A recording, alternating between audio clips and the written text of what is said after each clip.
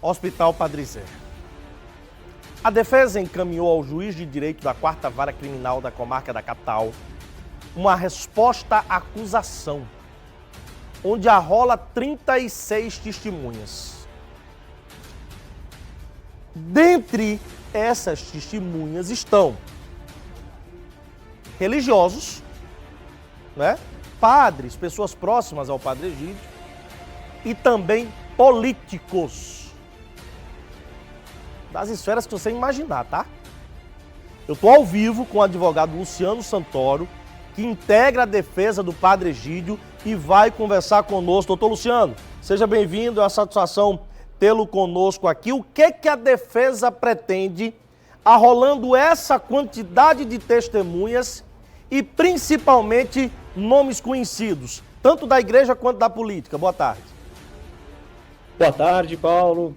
Cumprimento você e todos os telespectadores. É um prazer poder estar aqui representando a equipe de defesa do Padre Egídio, que é tão bem conduzida pelo Dr. Raulison Ferraz.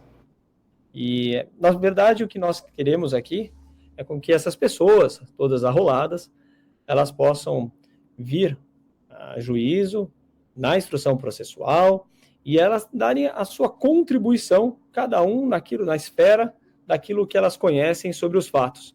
Nós estamos ainda muito no início, Paulo, ainda é muito o começo do processo, é a primeira vez que a defesa se posiciona nos autos, indica as provas que ela quer produzir, entre elas provas orais, periciais, alguns outros ofícios, expedições necessárias que se fazem, aqui presentes neste caso, e por isso a gente arrolou essas pessoas que está dentro do limite legal, aquilo que é possibilitado.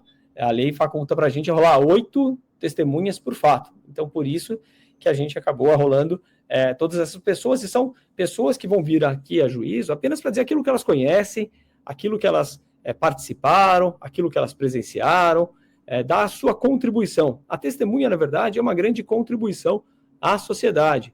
Ela não é da defesa, ela não é da acusação, a testemunha é do processo.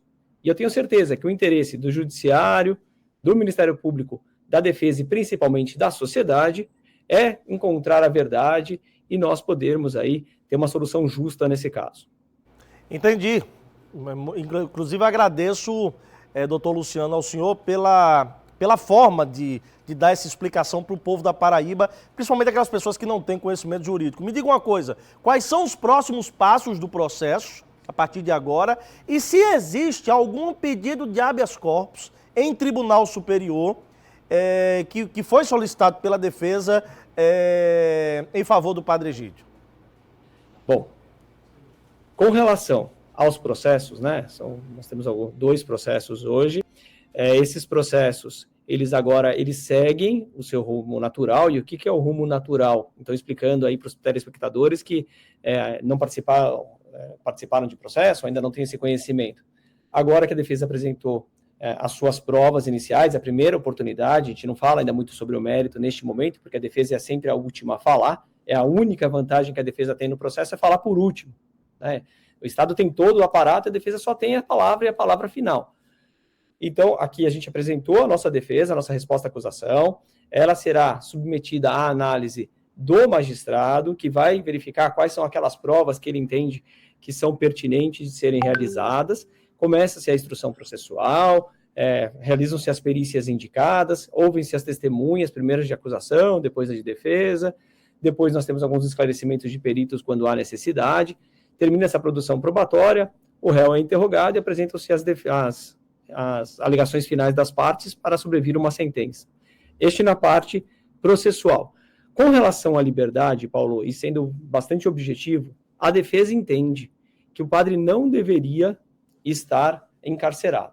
Nós temos certeza absoluta que os requisitos previstos na legislação processual, eles não estão presentes, que a sua prisão neste momento seria apenas e tão somente uma antecipação de uma pena que, como nós vimos aí pela defesa, e é uma resposta à acusação bastante extensa, porque são diversos elementos que nós precisamos verificar de regularidade do processo e da prova, que provavelmente não virá uma sentença condenatória.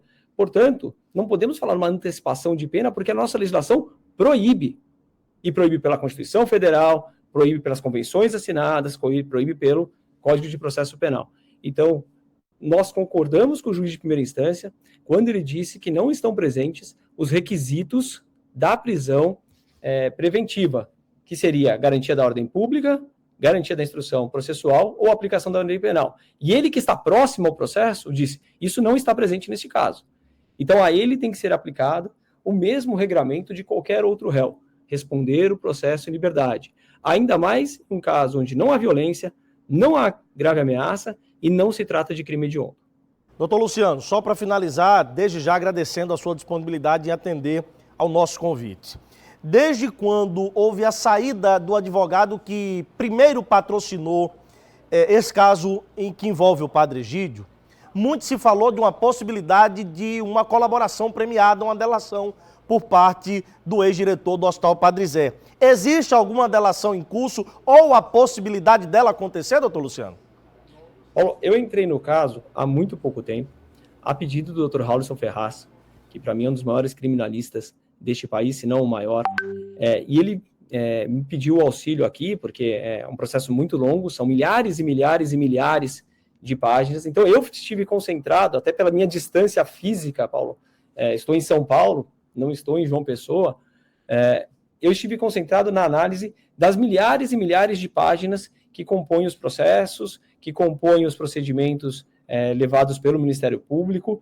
Eu não estou próximo disso, eu não tenho nem como lhe responder essa pergunta, eu vou, infelizmente, ter que deixar passar essa pergunta, peço desculpa, Paulo, mas eu realmente desconheço isso, a mim não chegou. Sem problema, doutor Luciano, mais uma vez, obrigado pela sua disponibilidade, um grande abraço, bom fim de semana. Um forte abraço, tchau, tchau. Tudo de bom.